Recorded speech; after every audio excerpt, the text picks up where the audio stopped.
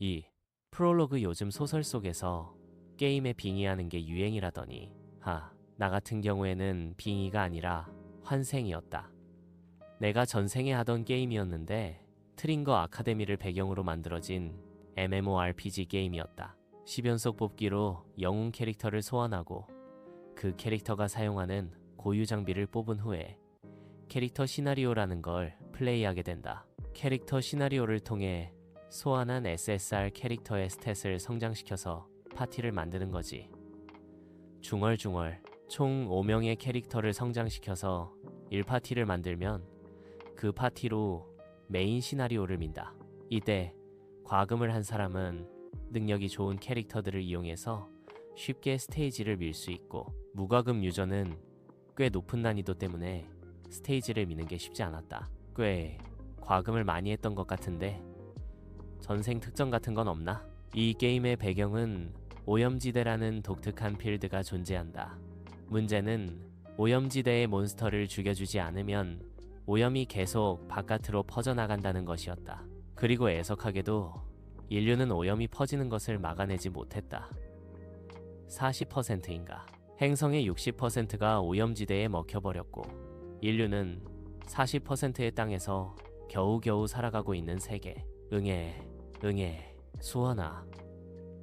뭐하니? 동생 울잖아.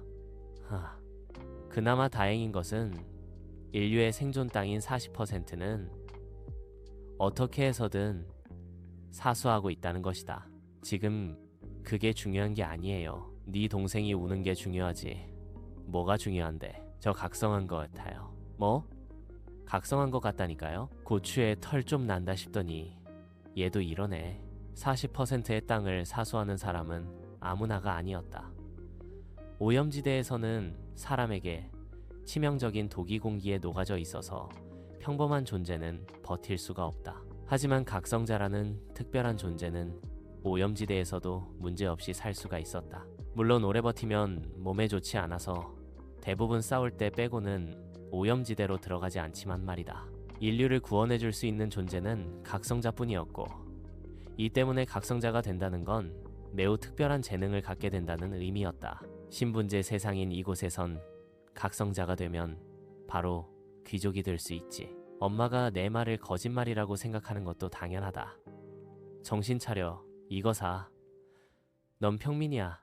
출생의 비밀 같은 건 없다고. 각성자의 비율은 99%가 귀족이다. 매우 적은 확률로 평민이 각성자가 되는 경우가 있기는 한데 1%라는 확률이 나일 거라는 생각을 어떻게 하겠는가. 내 또래 아이들 대부분이 각성자가 되길 바라고 현실적으로 불가능한 일이라는 것을 나이를 먹어가면서 이해한다. 상점 창이 떡하니 보이는데 이게 어떻게 각성이 아닐 수 있겠냐고.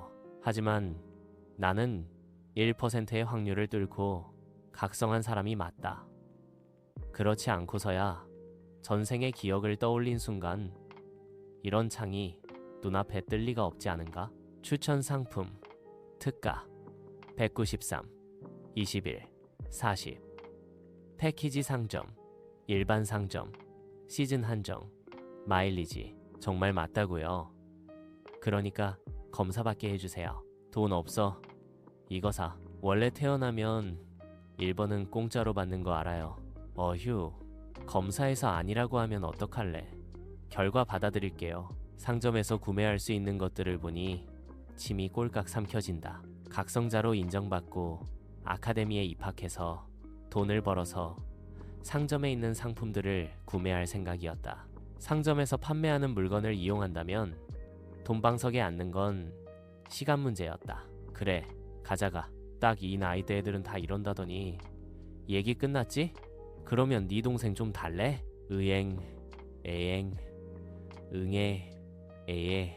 어머니의 서슬퍼런 눈빛에 쫄은 나는 잽싸게 동생이 있는 방으로 달려갔다. 참고로 동생은 오줌을 싸서 우는 거였다.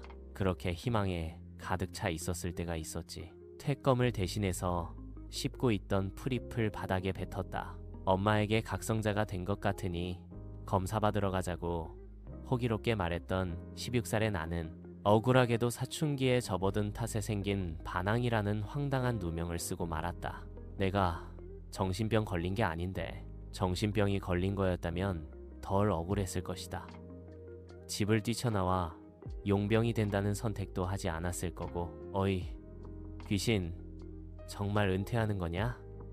그래야지. 올해 30, 16살 때 각성자 검사를 받고 각성자가 아니라는 결과를 인정할 수가 없었다. 눈앞에 상점창이 계속 떠 있는데 왜 각성자가 아니라는 건지 이해가 안 됐다. 능력을 증명하고 싶었지만 돈이 없었기에 증명할 수도 없었다. 그래서 선택한 게 가출해서 용병이 되는 것이었다. 돈을 벌어서 내가 각성자임을 증명하려고 한 것이다. 짠, 짠, 챙. 두 개의 잔이 부딪힌다. 꿀꺽꿀꺽. 술잔에 든 맥주를 시원하게 마시고 입술을 손등으로 닦았다. 인생 멋있게 사네. 새끼. 부럽다. 멋있기는 개뿔. 시궁창에서 구른 게 몇 년째인데 그런 소리를 왜 하는지 모르겠다. 돈은 많이 모았냐? 하긴 그러니까 귀신 소리를 듣고 산 거겠지만 그 귀신 소리 좀 그만해. 지긋지긋하다고. 왜? 난 부럽기만 한데. 그냥 귀신도 아니고 돈 귀신이잖아. 그게 칭찬이냐? 욕이지. 각성자를 증명하고자 돈을 모았지만 애석하게도 상점창은 현금을 받아주지 않았다. 어찌나 까다로우신지. 몬스터 부산물이 아니면 교환도 안 해줄 줄 누가 알았겠어. 각성자가 아닌데 정작 상점창을 이용하기 위해서는 몬스터 부산물을 구해서 교환해야 한다고? 뭐 이런 병신 같은 시스템이 있냐고? 내 상황이 얼마나 어이없는 일인지 이해가 좀 되는가? 덕분에 나는 그냥 용병도 아니고 돈에 미친 놈들만 안다는 몬스터 잡는 용병이 되어야 했다. 내게 붙여진 별명도 그 때문이다. 남들한테는 미친놈으로 보일 수밖에 없는 것이다. 그럼 돈귀신을 돈귀신이라고 부르지 뭐라고 부르냐? 그렇게 악착같이 모았으니까 30살에 은퇴도 할 수 있는 거잖냐? 좋은 게 좋은 거로 생각하라고. 각성자도 아닌 평민 용병이 어떻게 몬스터를 잡냐고. 보통 오염지대에서 서식하는 몬스터들이지만 가끔 오염지대를 벗어나는 몬스터가 생긴다.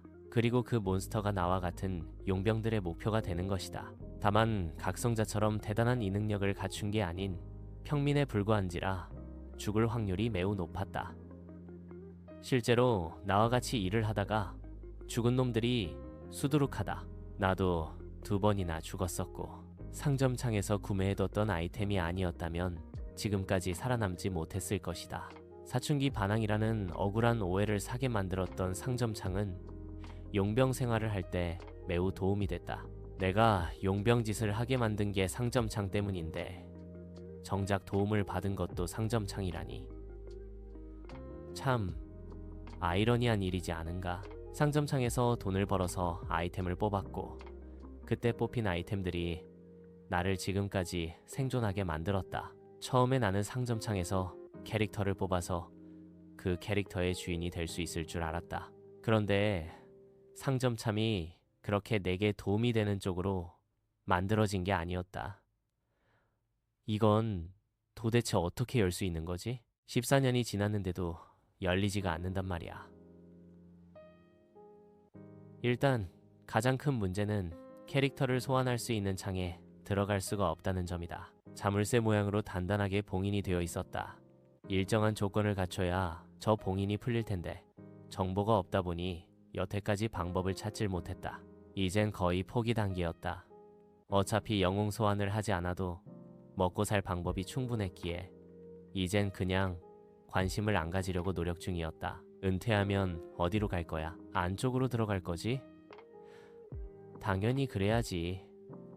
여긴 지긋지긋해. 나도 너처럼 돈을 잘 모아뒀어야 했는데 그동안 모아뒀던 부산물로 대박 쳤냐? 용병한테 돈 얼마 있는지 물은 거냐? 내가 그렇게 만만해? 끝까지 호락호락하질 않는구만. 너희들이 내 짐에 눈독 들이고 있는 건 안다. 어림도 없으니까 꿈 깨는 게 좋을 거야. 은퇴한 놈 마시는 술이 고작 맥주 한 잔이었을 때부터 알아봤어, 새끼야. 은퇴했으니 기분 좋게 취할 때까지 마실 만도 하다. 하지만 나는 용병들이 득실거리는 이곳에서 정신 놓고 취할 생각이 눈꼽만큼도 없었다. 내가 은퇴할 만큼 돈을 벌어놨다는 건 이미 저들 사이에서 소문이 났을 거다. 그런데도 정신을 놓을 만큼 취하는 미친 짓을 하겠는가? 그건 강도를 당해도 좋다는 걸 의미하는 일이었다. 벌써 가냐? 뒤에서 나를 아쉽게 바라보는 용병놈에게 가운데 손가락을 올려주었다. 3층으로 올라와 내 방으로 가서 짐을 챙긴다. 이곳에서 계속 있어봤자 주변에 하이에나만 꼬일 거다. 저기? 짐을 챙겨서 밖으로 나왔는데 딱 내가 처음 용병일을 시작했을 때와 비슷해 보이는 꼬맹이가 우물쭈물 거리면서 말을 걸어왔다. 뭐냐? 오, 오늘 처음 들어온 신입 잭입니다. 인사드리고 싶어서 왔습니다. 인사를 나한테는 할 필요 없는데? 예? 인사라는 건 앞으로 계속 함께 활동하는 사람들에게나 하는 일 아닌가? 난 오늘로 은퇴하거든. 네, 애가 무슨 경기를 하듯이 놀랜다. 누가 보면 나랑 아는 사이인 줄 알겠다. 은퇴하는 용병 처음 보냐? 하긴 이제 막 용병 생활을 시작한 놈한테 나 같은 사람은 까마득해 보이긴 할 거다.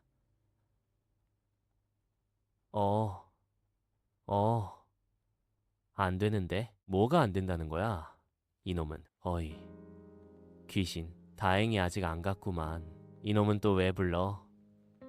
짜증났다. 은퇴한 사람에게 끝까지 귀신이라는 별명을 부르는 것도 마음에 안 들고 떠나려는 사람을 붙잡는 것도 성가시다. 왜 자꾸 불러대는 건데? 다르니까 그만 부르지. 헤헤, 마지막인데 섭섭하게 이럴 거야? 용건, 이 새끼가 계속 방해하면 손해를 보는 건 나였다. 딱 이번 의뢰 하나만 해주고 가면 안 되겠냐? 시발, 사람이 개소리를 하네. 걔가 와랄 짓는데 그거에 반응해주는 게 웃긴 일이다. 난 사람이었으므로 이해하지 못한 말에 반응해주지 않기로 했다. 짱센, 너도 별 수 없구나. 몰래 내 자료 가져다가 올리기 시작하네. 파파, 개잡놈아 바이. 로, 새로 계정 파서 왔네? 남의 자료 막 퍼가서 올리고 삶이 윤택해졌냐? 파일선에서 가져가는 별 그지 같은 개잡놈들아. 이거 찾아 지우느라 힘들지 않냐? 이 돈 귀신. 진짜 딱 마지막이야. 더도 말고 덜도 말고 한번 들어보기라도 해봐. 나한테 좋은 게 아니라 내 놈한테 좋은 제안이겠지. 꺼져 듣는 것만으로도 귀가 썩는 느낌이니까. 이 새끼는 검을 빼어들지 않고서야 설득이 통하지 않을 놈이다. 빠르게 허리춤에서 검을 빼어들어서 놈의 목에 겨눴다. 스레. 우당탕. 내가 갑자기 검을 들어서 목에 겨누니 주변에서 흥미롭게 바라보던 용병놈들이 자리에서 벌떡 일어났다. 벌써부터 나를 남으로 취급하고 있는 게 분명하다. 그들의 눈빛에서 나를 동료가 아닌 남으로 보고 있다는 차가운 시선이 느껴진다. 야, 개새끼. 너는 내가 웃음냐? 하하. 다들 진정해. 나는 괜찮으니까. 하여튼 은퇴한다면서 기운은 엄청 좋네. 한 10년은 더 해도 되겠는걸? 별명이 개새끼라서 그냥 아예 개새끼로 살기로 했어? 에이, 좋은 제안하러 온 건데 개새끼 취급은 너무하잖아. 그게 좋은 제안이라고? 개새끼라서 그런가?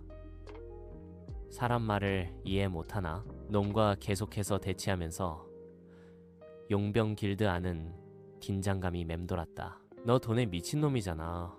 돈 많이 벌게 해준다니까? 은퇴한다는 의미를 모르는 거냐? 이미 벌어야 할 목표는 모두 채웠다. 더 이상 목숨 걸고 용병짓을 할 이유가 없는 것이다. 그러니 이놈의 제안도 무시하는 게 맞다. 생각 없으니까 묘자리는 딴 놈 걸로 알아봐. 용병이 사지 멀쩡하게 은퇴하는 경우는 매우 드물다. 그리고 나는 이 드물다는 사지 멀쩡한 용병이었다. 용병 길드에게 용병은 재산이다. 그런데 하자가 없는 최고급 상품이 제 발로 걸어나가 버린다고 한다. 양아치들이 모인 용병 길드 입장에서 미련이 안 남을 수가 없고 끝까지 뽕을 뽑아 먹고 싶어 할 것이다. 그게 이 새끼가 나한테 와서 개수작을 벌이고 있는 이유이기도 하고 말이다. 똥이 무서워서 피하냐? 더러워서 피하지. 그렇지 않아도 이전 의뢰에서 죽을 뻔했다.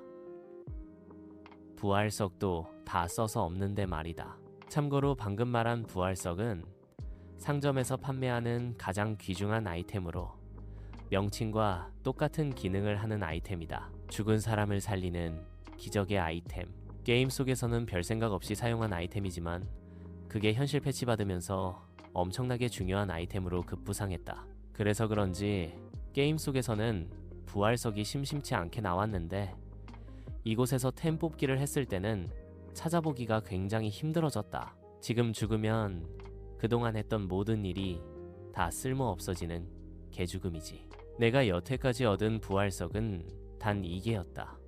하나는 어처구니 없는 초반 30일 출석 보상으로 받았다. 현재는 출석 보상은 30일이 전부로 더 이상 업데이트 되지 않고 있다. 그리고 나머지 하나는 운 좋게 뽑기에서 나왔다. 다만 그 이후로 아무리 돌려도 부활석이 다시 나오는 일은 없었다. 그리고 그 2개는 용병 생활하면서 싹 다 썼지. 다른 용병들은 내가 운 좋게 살아남았다고 생각하고 있지만 사실상 2번이나 죽었다가 살아난 놈이다. 부활석이 없어서 몸을 사려야 하는데 저놈이 날 엿먹였어. 거짓말로 의뢰 내용을 속여서 어려운 의뢰를 받도록 만들었다. 은퇴를 앞두고 몸을 사리면서 의뢰를 받았던 게 못마땅했을 것이다. 쉬운 의뢰라고 해놓고 정작 가니까 목숨이 위험할 정도의 몬스터가 기다리고 있었다. 진짜 죽여버리고 싶었는데 어찌저찌 놈을 쓰러뜨리는데 성공했지만 그때 당시 이놈이 내 가까이에 있었으면 서슴없이 살인을 저질렀을 것이다. 그만큼 화가 많이 났었다. 그걸 참은 이유는 이번 의뢰가 내 은퇴 직전 마지막 의뢰였기 때문이었다. 괜히 소란을 피워서 은퇴에 지장이 가지 않게 하기 위함인 것이다. 만약 그게 아니었다면 적어도 저놈 몸에 칼빵 흉터 하나는 더 만들어줬을 것이다. 이번이 마지막이니까 참아준 건데 이 새끼가 가만히 있으니까 만만한 줄 알았는지 은퇴하는 날에 찾아와서 저런 개수작을 부린다. 이것까지 참아주면 병신 취급당해도 할 말이 없는 거다. 결국 검을 뽑아들었고 놈은 그제야 정신이 들었는지 더 이상 건드리지 않겠다는 듯 양손을 들어 올렸다. 진짜 아쉽지 않겠어? 여기에 걸린 돈이 어마어마하다고. 정신 똑바로 차려. 슬슬 은퇴 안 하는 걸 각오하고서라도 널 죽여버리고 싶어질 지경이니까. 검을 다시 검집에 넣고 용병 길드를 나섰다. 기분을 풀기 위해서는 용병 길드 문 앞에다가 침이라도 뱉고 싶었지만 뒤를 돌아본다는 것 자체가 불쾌했기에 그러지 않았다. 저기 잠시만요. 헤이. 자 잠시만요. 시발 다치기 싫으면 조용히 꺼져. 안 한다고. 아니에요. 그런 게 아니라 제가 배웅해드리고 싶어서요. 뒤에서 후다닥 달려와 내 앞을 가로막은 녀석은 오늘 막 들어왔다며 인사를 하던 신참 녀석이었다. 뭐 하자는 건데? 나를 배웅하고 싶다고? 간지럽지도 않을 수작질에 어떻게 반응해줘야 할지 몰라 어처구니가 없었다. 헤케. 와, 걸음 엄청 빠르시네요. 제가 다른 의도로 온 건 아니고요. 사실 저도 좀 억울한 게 있는 상황이거든요. 억울하면 다른 사람 찾아가 상관없는 사람 붙잡고 시간 뺏지 말고 정말 죄송하지만 조금만 들어주시면 안 될까요? 도시 정문까지만이요. 그 이상은 따라오지 않겠다는 말이었다. 나는 귀찮아서 그냥 얘 자체를 무시하기로 했다. 다시 걸음을 옮기는데 신참이 내 뒤를 졸졸 따라오면서 입을 열기 시작했다. 아무래도 대답 없이 걸어갔던 게 제 딴에는 허락이라고 생각했던 모양이다. 제가 올해 16살이거든요. 근데 10살 때 제가 살던 고향이 몬스터한테 습격을 받아서 전부 몰살됐어요. 뻔한 심파군. 몬스터한테 고향을 잃고 가족을 잃은 사람이 어디 한둘인가. 이 정도 사연에 질질 짜면서 공감해주는 놈은 아무도 없을 거다. 헤헤, 그렇긴 하죠. 근데 제가 그 마을의 유일한 생존자예요. 운이 좋아서 마을 안에 없었던 것도 아니고 몬스터가 못 찾을 만한 곳에 숨어 있었던 것도 아니거든요. 어떻게 살아남을 수 있었는지 궁금하지 않으세요? 얘가 살아서 숨 쉬고 있다는 것에 감동하기에는 내 감정이 너무 메말라 있었다. 사실 제가 살아남을 수 있었던 게 용병님 덕분이에요. 나 때문에 얘가 살아남았다고? 내가 드디어 관심을 보인다는 걸 알았던 걸까? 풋내기 녀석이 속 좋게 웃었다. 그때 정말 감사했어요. 절 구해주고 나서 좋은 보육원에 넣어주시기까지 했잖아요. 내가 그랬었나? 기억 안 난다. 10살 때 구해줬다고 하고 지금 대충 16살 정도 되어 보이니 6년 전의 일이 아닌가? 기억나는 게 미친놈인 거다. 저도 용병님 같은 사람이 되고 싶었어요. 그래서 열심히 노력했어요. 그리고 그 덕분인지 지금 이 자리에 올 수 있었고요. 안타까운 일이다. 기껏 살려준 목숨을 스스로 쓰레기통에 버리는 걸 목표로 삼을 줄 알았다면 구해주지 않는 게 낫지 않았을까? 기왕이면 절 구해주셨던 용병님과 함께 일하고 싶었고 오늘 드디어 그 꿈을 이루기까지 했죠. 그런데 정작 용병 길드에 들어온 날 내가 은퇴한다는 말을 들었으니 어이가 없을 만도 하다. 정말 은퇴하시는 건가요? 그래, 지긋지긋한 용병 생활 뭐 좋다고 30 넘어서까지 하겠냐. 안 한다. 저한테는 좀 아쉬운 일이겠지만 축하드린다는 말 꼭 해드리고 싶네요. 축하? 나 따라서 저기에 들어갔는데 정작 상황이 이렇게 되어버려서 짜증나진 않고? 아니요, 오히려 축하할 일이죠. 용병 일을 하면 많이 다쳐서 결국 일을 할 수 없어지면 겨우 은퇴한다고 들었어요. 착하고 순진한 말을 들으니 울컥 짜증이 치밀었다. 걸음을 멈추고 녀석을 노려보면서 말했다. 짜증나네. 야, 내가 인상을 팍 찌푸리니 깜짝 놀란 신입이 바짝 굳는다. 그런 험한 일이라는 거 알면서 왜 내 핑계를 대냐? 사람 찝찝하게 그런 의미로 한 말은 아니었어요. 너 돼지면 괜히 나 때문에 용병한다고 설치다가 죽은 게 되는 거잖아. 그거 되게 짜증난다고.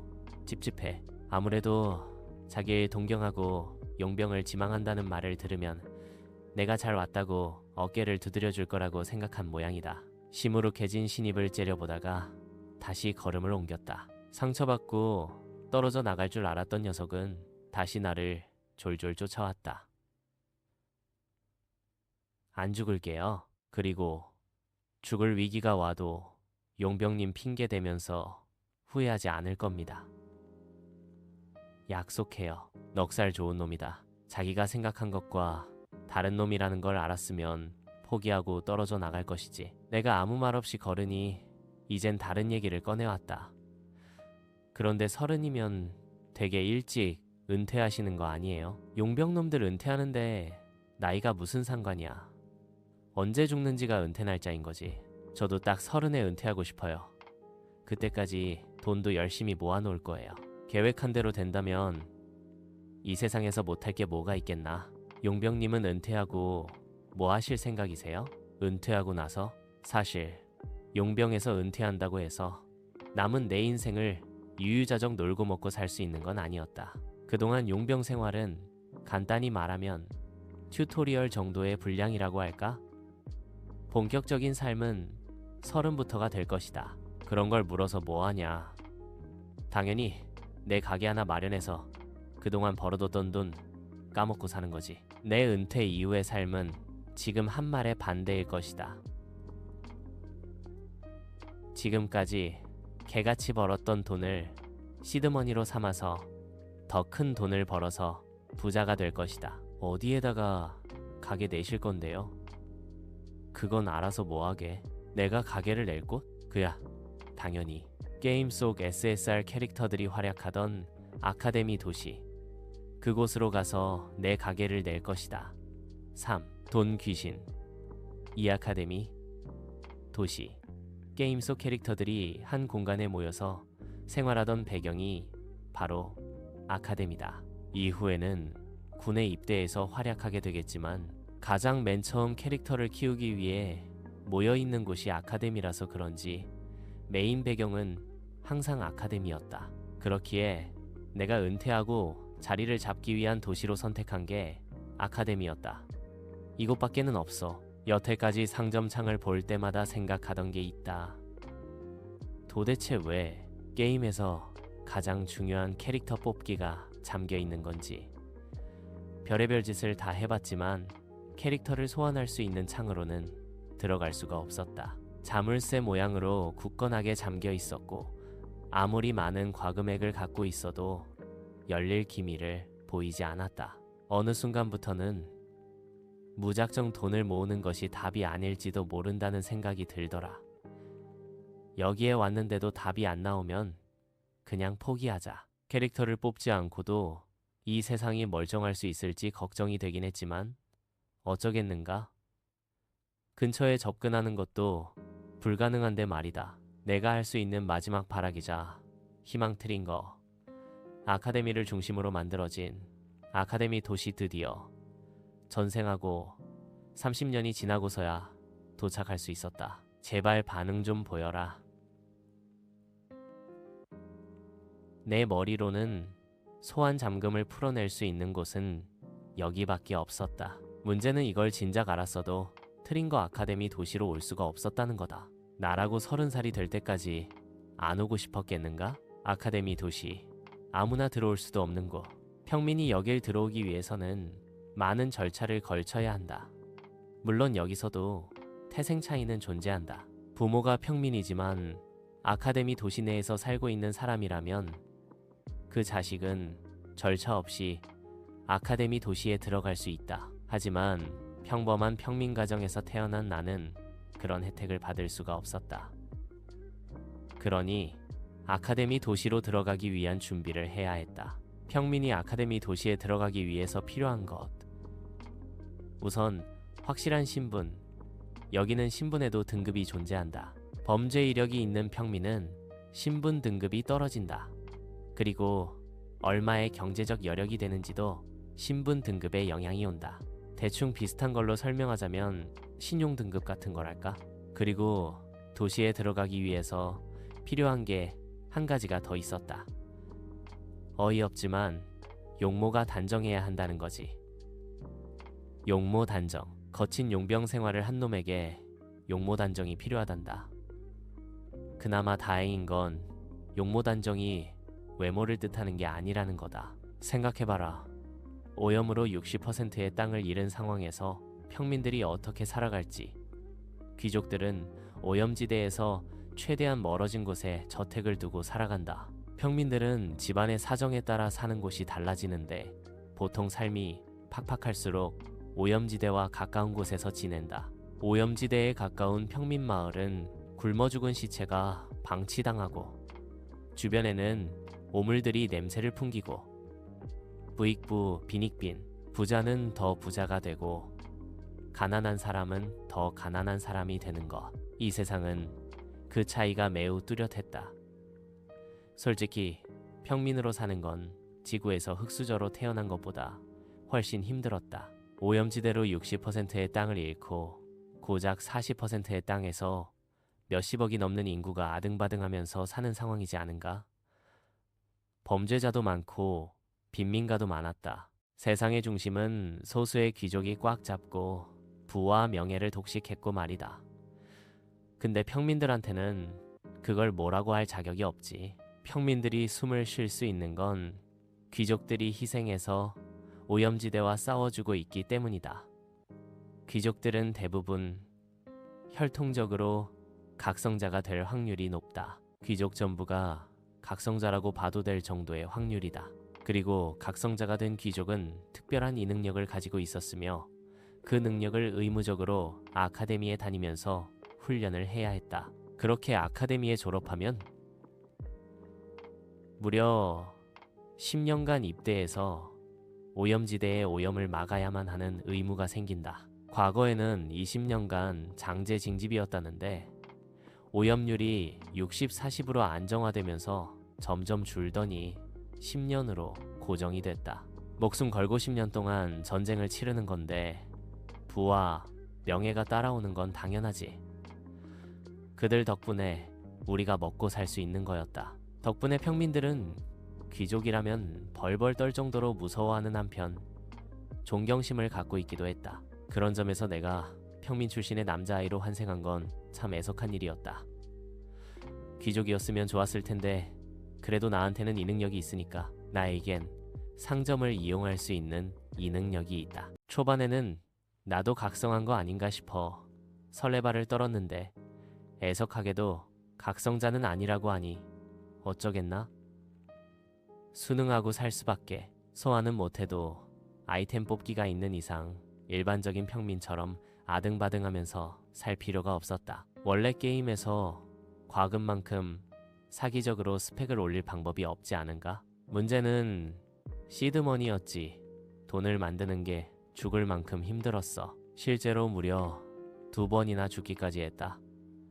그렇게 모은 돈으로 이제 아카데미 도시에 들어가기 위해 심사를 받는 거였다. 심사를 맡고 있는 공무원이 내가 제출한 서류를 확인한 후에 내 얼굴을 빤히 쳐다본다. 도시 방문의 목적은 은퇴해서 장사하려고 왔습니다. 장사라 상인 자격증 가격이 만만치 않을 텐데 돈을 꽤 만졌나 보. 오호라, 몬스터를 잡는 용병이라. 애국자셨군.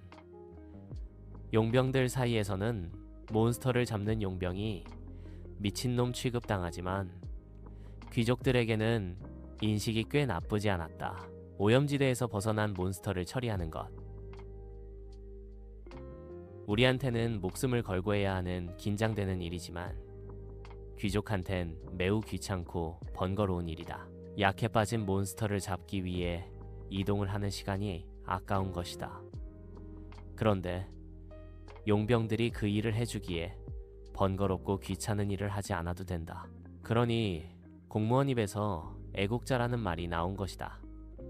약해 빠진 것들이 국가를 위해 몬스터를 사냥하는 기특한 일을 하니 말이다. 분위기가 썩 나쁘지 않은 것 같긴 한데 생각보다 시큰둥하네.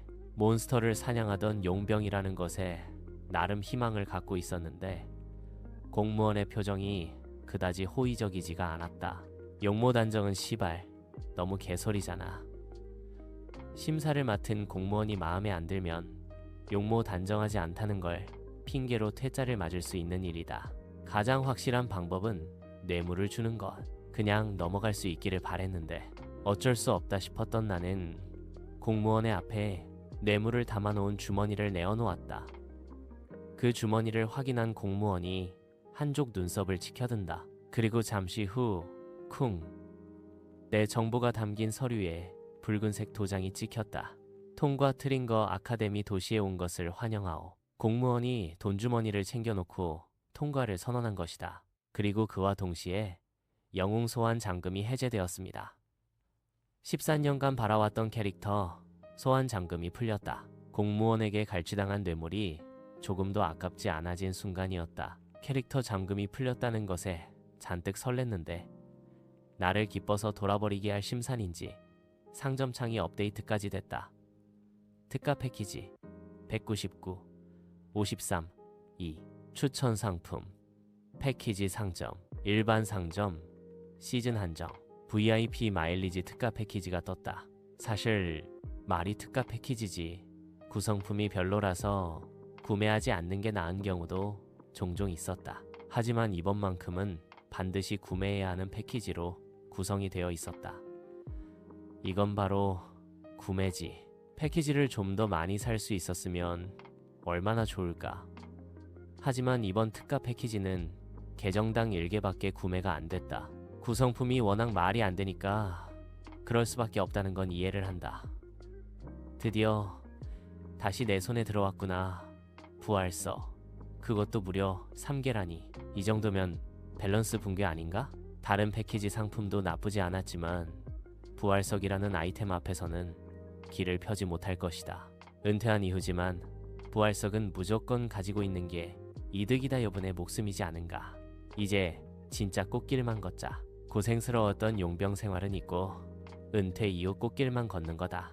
다만 그토록 바래왔던 캐릭터 소환의 잠금이 열리게 되면서 생각이 좀 많아졌다. 이걸 하긴 해야겠지. 이 세상이 멸망하지 않으려면 캐릭터를 소환하는 게 안정적이다. 지금까지 찝찝해하고 아카데미 도시를 무리해서라도 들어오려 했던 이유가 무엇인가? 메인 시나리오가 시작되면 여기만큼 안정적인 곳이 없을 테니까. 그리고 여태까지 아이템 뽑기로 모아뒀던 소모품들도 팔아서 한몫 챙겨야지. 그렇게 번 돈으로 잘 먹고 잘 사는 거다. 귀족 부럽지 않게. 내가 계획했던 대로 평온한 은퇴 이후의 삶을 누리기 위해서는 오염지대의 안정화가 필요하다. 60, 40의 비율은 메인 시나리오가 시작된 순간부터 속수무책으로 무너지게 될 거다. SSR 캐릭터가 아닌 귀족만으로 과연 메인 시나리오를 헤쳐나갈 수 있을까? 기껏 호강을 누리게 됐는데 세상이 멸망하면 무슨 소용이야. 그래, 영웅 소환은 하는 게 좋을 것 같다. 그로 인해 기껏 모아두었던 레드 크리스탈이 소모되겠지만 어쩔 수 없는 일이었다. 참고로 여기서 레드 크리스탈은 영웅 소환과 아이템 소환을 할 때 사용되는 재화다. 몬스터 부산물로 환전을 받은 돈을 레드 크리스탈로 구매해서 사용을 하는 거다. 새롭게 열린 캐릭터 뽑기. 아카데미 도시에 들어와 적응하기도 전에 자꾸 내 신경을 콕콕 건드렸다. 한번 맛만 봐볼까? 영웅을 소환하면 어떻게 될지 너무 궁금하지 않은가? 거기다가 도무지 처리할 방법이 없었던 SSR 전용 장비. SSR을 뽑으면 이걸 걔네들한테 팔 수 있게 되는 거잖아. 고유 장비는 SSR 캐릭터만 사용할 수 있는 장비로 애들의 스탯을 SSS로 띄우기 위해 꼭 필요한 필수품이었다. 돈 귀신 3고유 장비의 장점은 능력으로는 절대 깔 게 없다는 거다. 반면에 단점은 SSR 캐릭터 전용이라서 능력이 아무리 좋아도 나는 사용하지 못한다는 거지. 고유 장비는 주인을 가린다. 주인이 아닌 사람이 사용한다면 고철덩어리나 다름이 없다는 것이다. 정작 이 물건을 돈 주고 소환해낸 게 나인데도 말이다. 억울해 죽겠단 말이지. 덕분에 나는 고유 장비를 뽑았음에도 불구하고 그림의 떡처럼 창고에 박아둬야 했다. SSR 캐릭터를 뽑을 수가 있다는 것은 그 애증의 아이템이 드디어 제값을 할 수 있는 날이 왔다는 증거였다. SSR 캐릭터들은 전부 잘 사는 귀족 출신이지. 걔네들한테도 고유 장비는 꼭 가져야 할 만큼 필요한 물건이고, 그런 말이다. 이 애물단지인 고유 장비를 그 녀석들한테 비싸게 판다면 이거 엄청 비싸게 팔 수 있을 것 같은데. 나한테나 쓸모없는 장비들이지 SSR 캐릭터들에게는 존재의 의미가 확 달라진다. 다른 곳에서 아무리 구하려고 해도 내가 가진 고유 장비만큼 그들에게 딱 맞는 무기는 없을 것이다. 계획이 완전히 달라져도 되겠어. 오히려 계획했던 것보다 더 좋아질 거야. 고유 장비를 귀족들에게 얼마나 잘 팔 수 있는지는 내 기량에 달려있는 일. 그리고 나는 고유 장비가 캐릭터들에게 얼마나 의미가 큰지 잘 알고 있었다. 자기한테 딱 맞는 장비를 봤는데 귀족들이 돈을 아낀다? 물론 그런 사람도 있기야 하겠지. 근데 적어도 SSR 캐릭터들은 안 그럴 거야. 고위 귀족들일수록 장비에 돈을 아끼지 않는다. 굳이 잡화점을 열어서 여태까지 아이템을 뽑아서 나온 물건들을 판매한다는 계획을 하지 않아도 먹고 살 걱정은 안 해도 될 거라는 의미였다. 그래도 잡화점은 열어야지. 어릴 적 집에서 가출하고 30살이 될 때까지 떠돌아다녔다. 그래서 그런지 이젠 돌아다니는 것이 지긋지긋했다. 고유 장비를 파는 건 파는 거고 계획했던 잡화점은 열어야지. 다만 그 잡화점이 돈을 벌기 위한 목적보다는 안정적인 쉼터의 역할을 하게 될 거라는 게 지금까지의 계획과 다른 일이었다. 물론 이 모든 계획을 해내려면 한 가지 일을 필수적으로 해야만 했다. 소환 해야겠지? 고유 장비를 판매할 SSR 캐릭터. 그걸 뽑는 게 내가 가장 먼저 해야 할 일이었다. 영웅 소환 지금까지 막혀 있어서 내가 상점창에서 할 수 있는 뽑기는 아이템 소환이었다. 이 아이템들로 용병 생활하는데 큰 도움을 받긴 했지만 고유 장비가 나올 때마다 짜증이 나는 건 어쩔 수가 없었다. 이 고유 장비를 이용하면 지금보다 훨씬 대단한 능력을 사용할 수 있는데 고유 장비는 내게 힘을 빌려주지 않았으니 말이다. 그런데 이제 그 골칫덩어리던 고유 장비가 어마어마한 돈이 되는 상황이 되었다. SSR이 필요한데 문제는 이 장비를 팔아야 하는데 아직 이 세상에는 SSR 캐릭터가 존재하지 않는다는 것이었다. 아카데미 근처를 기웃거리면서 확인해 본 결과 내가 소환하지 않아서 그런지 얼굴이 낯익은 이가 한 명도 없었다. 얼마나 사용해야 SSR이 뜰까? 첫 SSR을 뽑는 일인지라 긴장이 됐다. 용병으로 생활하며 영웅 소환을 할 수 있는 돈을 많이 쟁여두긴 했지만 영웅 소환을 해본 입장에서 이 돈이 얼마나 빠르게 쓸 수 있는지 잘 알고 있었다. 내가 이 돈을 모으려고 한 짓이 얼마인데 내 계획을 실행하기 위해서는 SSR이 떠야만 한다. SSR이 뜨면 그 사람에게 고유 장비를 판매하고 그 판매 금액으로 다시 SSR을 뽑을 시드머니를 만들어내는 것. 그렇게 선순환이 되면 나는 돈 걱정할 필요가 없이 SSR 캐릭터들을 소환하고 잘 먹고 잘 살 수가 있는 것이다. 만약 최악으로 일이 진행되면 내가 모아둔 돈을 싹 다 털려서 SSR 캐릭터를 뽑지 못했을 경우 나는 다시 SSR 캐릭터를 소환하기 위해 돈을 모아야 했다. 알다시피 상점창에 돈을 넣으려면 몬스터 부산물이 필요하다. 용병 생활도 접었는데 내가 어디서 몬스터 부산물을 구해오겠어. 꼬이려고 하면 이 정도로 꼬일 수도 있는 것이다. 그러니 첫 단추를 누구보다 잘 꿰어야만 했다.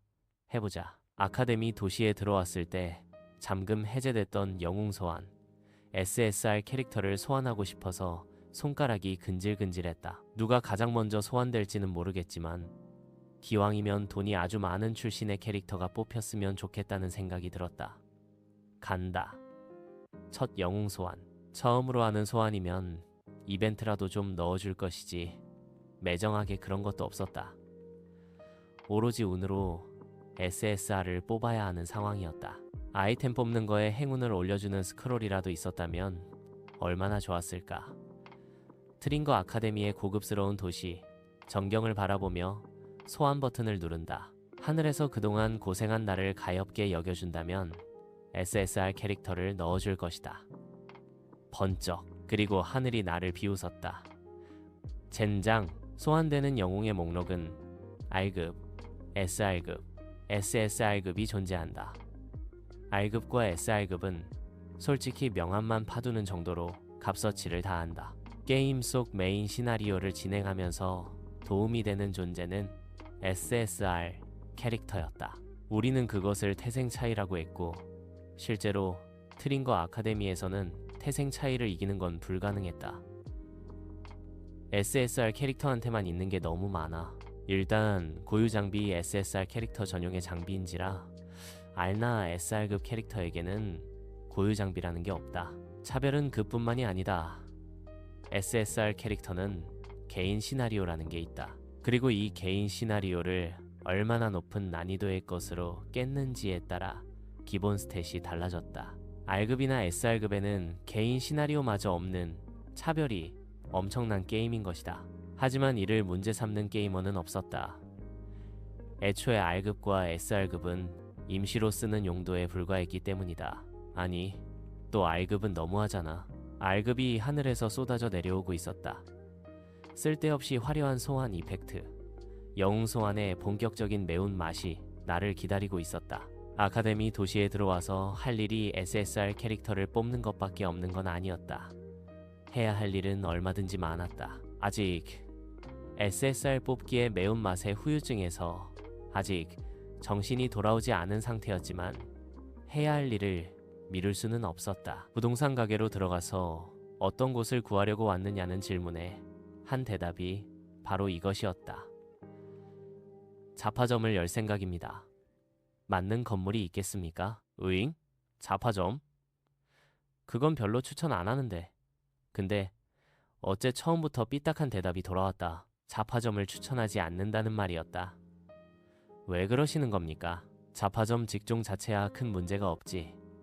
근데 여기는 애슈 잡화점이 아카데미 학생들을 꽉 잡고 있어. 적어도 80대는 넘어 보이는 노쇠한 노인은 안경을 치켜 올리며 이어서 말했다. 자네가 잡화점을 열어도 학생들이 거기에 오는 일이 없다는 의미일세. 애슈 잡화점이라면 저도 잘 알고 있습니다. 그래도 상관없습니다. 애슈 잡화점. 내가 게임을 할 때도 이용한 적이 있는 상점이다. 그 상점이 아카데미의 잡화점 장사를 꽉 잡고 있다는 게 새삼스러운 일은 아니었다. 으잉? 상관없다고? 예, 나는 그저 나만의 보금자리가 필요할 뿐이었다. 땡. 장사하겠다는 놈이 그게 할 말이요? 기왕 시작할 거면 돈 아깝지 않게 유망한 직종을 골라야지. 돈 벌자고 하는 일이 아니라서요. 돈은 다른 방법으로 벌 거다. 무슨 뚱딴지 같은 소리를 하는 건지 모르겠구먼. 장사를 하겠다는 놈이 돈을 벌 생각이 없다고 하니 당황스럽긴 할 것 같았다. 제 조건은 이겁니다. 최대한 아카데미와 가까운 곳으로 인적이 드물어도 상관없습니다. 그런 곳을 구해 주십시오. 가게는 2층이었으면 좋겠습니다. 1층은 잡화점으로 2층은 제 생활 공간으로 만들 겁니다. 최대한 아카데미와 가까운 곳으로 인적이 드물어도 상관없다라. 특이한 놈이구먼. 다시 한번 말하지만 아카데미에 가깝다고 해도 장사가 잘 될 일은 없을 걸세. 충분히 이해하고 있습니다. 그리고 상인 자격증도 같이 구할 수 있다면 좋을 것 같습니다. 그것도 없이 가게부터 구하려고 했던 게야. 뭐든 구하기만 하면 되는 거 아닙니까? 가능하시겠습니까? 내가 부동산을 잘 찾아왔는지 노인은 의외로 쿨하게 가능하다며 다시 한번 안경을 치켜떴다. 가능하지. 근데 정말 잡화점으로 해도 후회하지 않겠는가? 나중에 날 찾아와서 말려주지 그랬냐고 한들. 소용없네. 아무렴요. 적어도 여기 와서 깽판 치진 않겠습니다. 애초에 깽판을 칠 이유도 없다. SSR 캐릭터를 단 한 명. 비록 단 한 명을 소환하는 데 성공했지만 그것만으로도 충분했다. 이제 나는 돈 걱정은 안 해도 된다. 며칠 걸릴 걸세. 자네가 원하는 매물을 찾으려면 발품을 좀 팔아야 하거든. 구체적으로 얼마나 걸리겠습니까? SSR 캐릭터를 뽑았으니 최대한 빨리 거래를 하려고 했다. 문제는 상인 자격증이 없는 상태에서 거래를 하는 건 위험을 감수해야 하는 일이라는 거다. 그러니 상인 자격증을 구매하고 잡화점 자리를 잡은 상태에서 거래를 하려고 했는데 생각보다 오래 걸릴 것 같다고 하니 당황스러운 것이다. 자네가 생각한 것보다 빠를 수도 있고 느릴 수도 있지.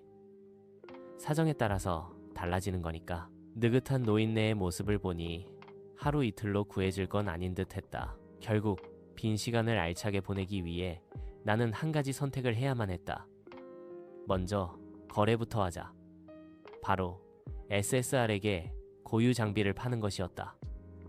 수상한 비밀, 상인, 트링거 아카데미 오염지대로부터 인류를 구원하기 위해 귀족들은 아카데미에 8살부터 입학하여 19살까지 교육을 받는다. 그렇게 교육을 받고 성인이 되면 곧장 군에 입학하여 세계 평화를 지키기 위해 싸우게 된다. 평민들은 잘 느끼지 못하고 살지만 오염지대는 언제나 인간들의 생존을 위협했다. 그리고 귀족들은 오염지대를 조금이라도 줄이기 위해 온 힘을 다 하고 있었다.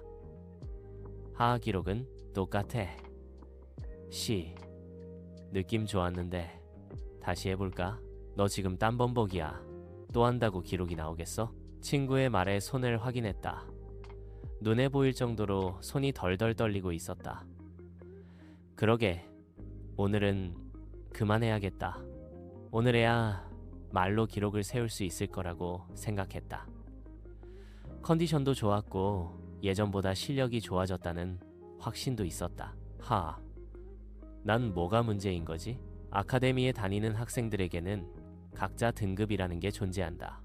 등급은 곧 실력. 최고 등급인 SS급부터 시작해서 그 아래로 S급, A급, B급, C급, D급 순이다. 등급을 측정하는 건 6개월마다 있는 시험에서 특별하게 설치된 기물들을 통과하고 그 시간을 측정하는 것이었다. 꾸준히 연습을 해서 기록을 단축하면 등급을 올릴 수 있는데 등급에 따라 아카데미에서 주는 혜택의 수준이 확확 달라지기 때문에 기록 달성하는 것에 모두가 사활을 걸고 있었다. 원래 B급에서 A급으로 올라가는 게 제일 힘들다잖아. 인내심이 장난 아니게 필요하대. 내가 생각하기에 난 A급으로 오를 자격이 충분하다고 생각하거든. 근데 왜 기록이 안 나올까? 좀 이상해.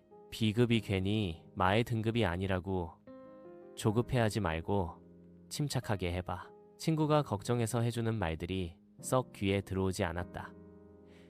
A급으로 올라가는데 온 신경이 다 쏠려 있었기 때문이었다. 이번 주말에도 연습할 거야? 당연하지. A급 기록 세우기 전까지 못 쉬어. 그렇게 주말 내내 연습하면 기록 세워질 것 같아? 모르지. 너도 자신 없잖아. 그냥 이번 주말만 딱 쉬자. 너 벌써 몇 주째 이 난리인지 알아? 친구가 딱 하루만 쉬자면서 살살 꼬셔온다. 그녀라고 쉬지도 못하고 계속 연습하는 게 좋은 건 아니었다. A급을 눈앞에 두고 있어서 조급한 마음 때문에 억지로 버티고 있는 거다. 딱 하루만? 그녀가 결국 친구의 말에 넘어갔다. 딱 하루 쉰다고 해서 A급이 되는 게 불가능해지는 건 아니지 않은가? 야, 잘 생각했어. 원래 막막할 땐 적당히 쉬어줄 필요가 있어. 그렇겠지? 친구와 함께 쉬는 날이 그녀의 인생을 180도 바꿔줄 거라고는 상상도 하지 못한 채 그녀는 도무지 줄어들지 않는 기록지를 미련 넘치게 바라봤다. 마이, 친구와 하루 종일 신나게 놀았다.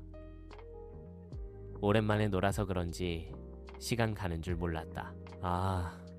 돌아가기 싫다. 간만에 겨우 스트레스를 다 풀었는데 아카데미 기숙사로 돌아갈 생각을 하니까 다시 스트레스가 쌓이고 있었다. 성적에 대한 압박을 받지 않는 귀족은 없을 것이다. 아카데미를 졸업하면 바로 입대해서 실전에 들어가야 하는 상황이다. 귀족들에게 실력 향상은 본인의 목숨을 위해서라도 끊임없이 노력해야 하는 분야였다. 아예 실력이 답이 없을 정도로 없으면 사무직으로 운 좋게 들어갈 수 있지만 어중간한 실력이면 조금이라도 실력을 올리기 위해 노력해야 한다. 어중간한 실력도 얄짤없이 전방으로 파견이 되기 때문이다. 물론 B급이 어중간한 실력에 속하는 건 아니다. 어중간한 애들이 최대로 도달할 수 있는 경지가 B급 파이나부터는 재능의 영역. 나는 재능의 영역으로 들어갈 수 있는 문턱에 있어. 그래서 더 안달이 났던 것 같다. A급이 될 수 있는 자격이 있다고. 자신은 재능 있는 사람이라고. 그걸 증명하고 싶었던 것이다. 그런데 A급을 앞에 두고 족족 떨어졌다. 내가 재능 없는 보통 사람이었다고? 어릴 적부터 재능을 뽐냈고 덕분에 가문의 어르신들로부터 기대를 모았던 그녀다. 항상 또래보다 뛰어난 실력을 내보였고 아카데미에 들어와서도 쑥쑥 등급을 올리면서 모두의 기대를 충족시켰다. 그땐 오만했다. A급? 지금까지 그랬던 것처럼 쉽게 올라갈 수 있을 거라 생각했다. 그런데 A급을 앞에 둔 그녀가 정체하기 시작했다. 그게 벌써 1년 전인데 이대로면 이번에도 떨어지게 될 거야. 조숙과 천재는 다른 법가문에서도 슬슬 그녀가 천재가 아니라 조숙이었던 거 아니냐는 말이 나왔다. 다른 사람들이 자신을 보는 시선도 점점 달라지고 있었다. 가문에서 오는 압박, 주변 사람들의 의심하는 시선까지. 그녀는 답답한 마음이 들어서 주먹으로 가슴을 툭툭 쳤다. 잘못 먹은 것도 없는데 얹힌 것처럼 속이 안 좋았다. 아가씨, 엄마, 깜짝아. 심란한 마음을 감출 수가 없어서 친구와 헤어지고 기숙사로 들어가지 않고 주변을 배회했다. 그러던 중 그녀는 불쑥 말을 걸어오는 걸걸한 목소리에 깜짝 놀라 고양이처럼 펄쩍 뛰어올랐다. 뭐예요? 자신을 부른 사람은 어떻게 여기에 들어왔는지 알 수 없을 만큼 수상한 사람이었다. 고동색의 로브에 후드를 깊게 눌러 쓴 남자였다. 그는 돗자리를 깔고 구석진 곳에서 그녀를 손짓으로 부르고 있었다. 거기 아가씨. 저요? 그래, 아가씨 말이야. 이리 와봐. 제가 왜요? 그리고 아저씨, 여기서 왜 이러고 계신 거예요? 계속 이러고 계시면 기사들 와서 잡혀갈걸요? 진짜 수상한 사람이었다면 아카데미 근처에 올 수 없었을 거다. 그리고 본인 스스로의 실력에 자신감이 있었던 그녀는 수상한 남자와 거기를 둔 상태에서 말을 나눴다. 그냥 무시해도 되는 일이었는데 이상하게 그러면 안 될 것 같다는 이상한 기분이 들었다. 남들이 눈치 못 채게 아가씨만 몰래 오라고 한 거야. 싫어요. 제가 왜 아저씨한테 가요? 누가 봐도 수상한데 신고할까요? 미쳤다고 가까이 가겠는가? 저 남자한테 질 것 같다는 생각은 안 들지만 워낙 다양한 이 능력이 존재하다 보니 주의할 필요가 있었다. 저런 후회할 텐데? 제가 후회를 한다고요? 아가씨, 실력을 확 늘려줄 기가 막힌 상품이 있거든. 상품? 아저씨, 불법 상인이에요? 얼핏 들어본 적 있다. 은밀하게 불법 물건을 유통하는 상인이 있는데 잘못 걸리면 인생 망하기 딱 좋다고 들었다. 그녀는 질색을 하며 역시 가까이 가지 않기를 잘했다고 생각했다. 저 마약이니 뭐니 그런 거 안 해요. 바로 신고할 거니까 지금이라도 떠나시는 게 좋을 거예요. 마약, 그런 건 나도 안 파는데. 방금 물건 파신다면서요? 그럼 불법 상인인 거잖아요. 태연한 척 말을 하고 있었지만 수상한 남자를 한껏 경계하고 있는 중이었다. 자신의 실력을 믿지만 저 남자가 어떤 실력을 숨기고 있을지 알 수 없는 상황이었기에 조심할 필요가 있었다. 보여주려고 했던 건 약이 아니라 무기야. 네가 쓰면 딱일 것 같거든. 아저씨가 절 언제 봤다고 무기를 추천해줘요. 말이 되는 소리를 해야지. 직접 보면 생각이 달라질걸? 아무튼 싫어요. 다른 사람한테 파세요. 저는 후회하지도 않을 거고 그걸 구매하지도 않을 거니까요. 자신한테 잘 어울리는 무기가 있다. 장비 같은 것은 가문을 통해 얼마든지 구할 수 있다. 그러니 수상한 아저씨의 말을 들을 필요는 없었다. 그래, 수상한 사람이 보여주는 무기니 찝찝하겠지. 근데 이걸 보면 그 생각이 싹 달라질 거야. 너한테는 이게 운명처럼 느껴질 테니까. 수상한 아저씨가 커다란 자루를 열더니 그 안을 뒤적거렸다. 저 안에서 뭘 꺼내려는지 알 수 없었기에 한 발짝 뒤로 물러나며 경계심을 높였다. 그런데 자루 안에서 나온 것은 커다란 활이었다. 마침 그녀가 다루는 무기가 활이었는데 말이다. 꿀꺽. 활을 본 순간 강렬한 직감이 들었다. 수상한 아저씨가 말한 것처럼 저 물건을 구매하지 않으면 평생 후회할 거라는 걸 보자마자 운명이라는 것을 느꼈다. 저건 내 거여야만 해. 수상한 아저씨를 경계하던 마음이 싹 사라지고 냉큼 달려가서 아저씨의 손에 들린 무기를 뚫어져라 쳐다봤다. 보고 또 봐도 이건 구매해야 한다는 강렬한 감각이 사라지질 않는다. 이게 저한테 파신다는 물건이에요. 저 살게요. 핫. 거봐. 이걸 보면 후회한다니까. 사고 싶어진 거지? 네.